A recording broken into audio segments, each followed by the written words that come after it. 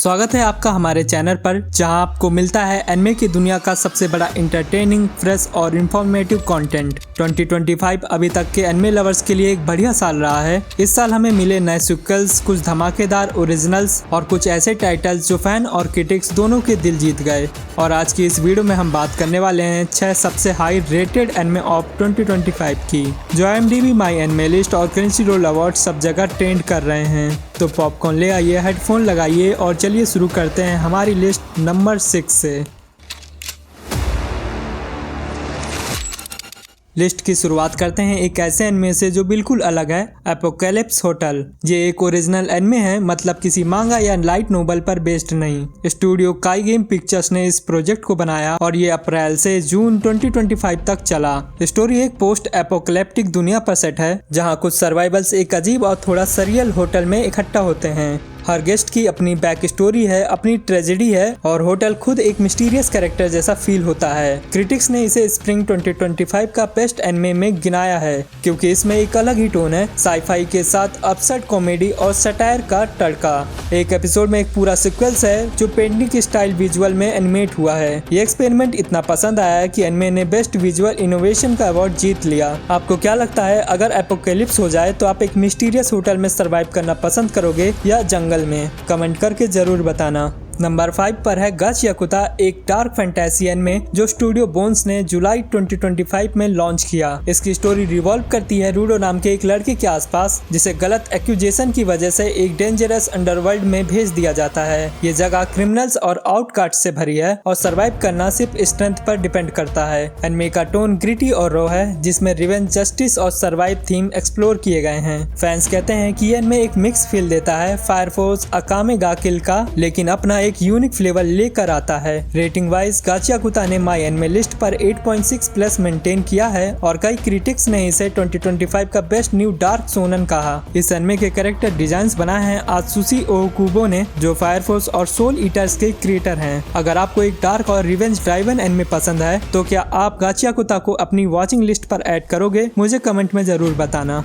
अब चलते हैं एक थोड़ा अलग फ्लेवर एनिमे की तरफ, द एपोथेकरी डायरीज सीजन 2। यह एनिमे एक हिस्टोरिकल मिस्ट्री ड्रामा है जिसमें हमें मिलती है मोमाओ, एक इंटेलिजेंट और विटी हीरोइन जो अपने नॉलेज और मेडिकल और ऑब्जर्वेशन स्किल से प्लेस के पॉलिटिक्स और मिस्ट्री सॉल्व करती है। सीजन 2 जनवरी 2025 में आया और अपने ब्यूटीफुल विजुअल्स, शार्प डायलॉग्स और इंटिगिन प्लॉट के लिए फैंस का दिल जीत रहा है। माई एनिमे लिस्ट पर इसकी रेटिंग 8.8 प्लस है और इसे 2025 के मोस्ट एलिगेंट एनिमे के रूप में प्रेस किया जा रहा है। क्रिटिक्स कह रहे हैं ये एक ऐसा शो है जो रोमांस, सस्पेंस और हिस्टोरिकल ड्रामा का परफेक्ट बैलेंस बनाता है। मोमाओ के कैरेक्टर पर बेस्ड एक स्टेज प्ले भी जापान में 2025 में लॉन्च हुआ और वो सोल्ड आउट हो गया एक ही वीक के अंदर। क्या आपको मिस्ट्री और स्लो बर्न एनिमे पसंद आते हैं या आपको सिर्फ एक्शन पैक्ड टाइटल ही एंजॉय करने होते हैं? अपनी प्रेफरेंस कमेंट में बताओ।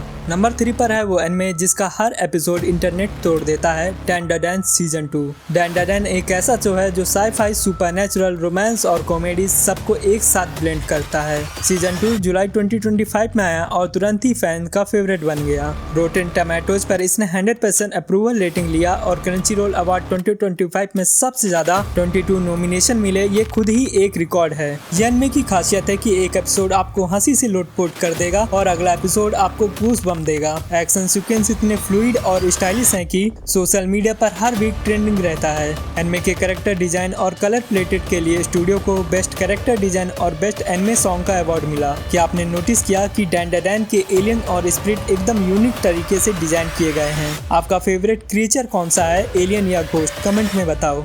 नंबर 2 पर आता है एक मास्टरपीस जिसका फेस स्लो हो सकता है लेकिन इम्पैक्ट दिल को छू जाता है, फ्रेरेन बियॉन्ड जर्नीज एंड। फ्रेरेन की स्टोरी एक एल्फ मेज के सफर की है जो अपने पुराने साथी के बाद नए स्टूडेंट और दोस्त के साथ अपनी जर्नी कंटिन्यू करती है। ये एनिमे एकदम इमोशनल और फिलोसफिक है, टाइम, मेमोरी और रिलेशनशिप को एक्सप्लोर करता है। 2025 के क्रंचीरोल अवार्ड में इसने बेस्ट ड्रामा और बेस्ट सपोर्टिंग कैरेक्टर जीता। क्रिटिक्स इसे पोएटिक एनिमे कहते हैं जो एक शांति और इमोशनल डेप्थ लाता है। फैंस कहते हैं कि फ्रेरेन देखने के बाद आप अपनी जिंदगी और अपने रिलेशनशिप को एक नए नजरिए से देखते हो। फ्रेरेन का साउंड ट्रैक इतना सोलफुल है कि जापान के बिलबोर्ड एनिमे चार्ट पर 6 वीक तक टॉप पर रहा। क्या आपको लगता है कि एनिमे सिर्फ एक्शन और शोनन होते हैं या फ्रेरेन जैसा स्लो पेस इमोशनल एनिमे भी इक्वल पावरफुल होता है? अपना ओपिनियन शेयर कीजिए।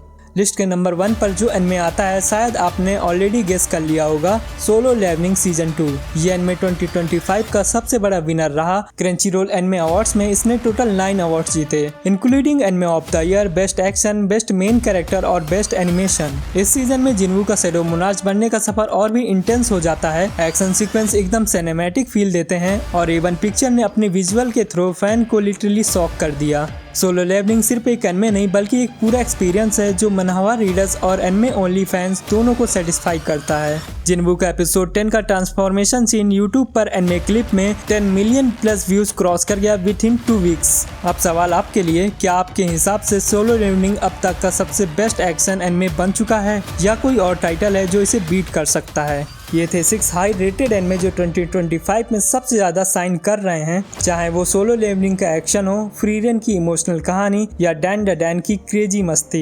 अब बारी आपकी है, कमेंट्स में बताइए इनमें से कौन सा एनिमे आपका ऑल टाइम फेवरेट है। अगर वीडियो पसंद आया हो तो एक बड़ा सा लाइक कर दो, अपने दोस्तों के साथ शेयर करना और सबसे इम्पोर्टेंट सब्सक्राइब करना मत भूलना, क्योंकि अगले वीडियो में हम और भी धमाकेदार एनिमे लिस्ट लेकर आ रहे हैं। मिलते हैं अगली वीडियो में, तब तक के लिए स्टे ओताकू, स्टे ऑसम।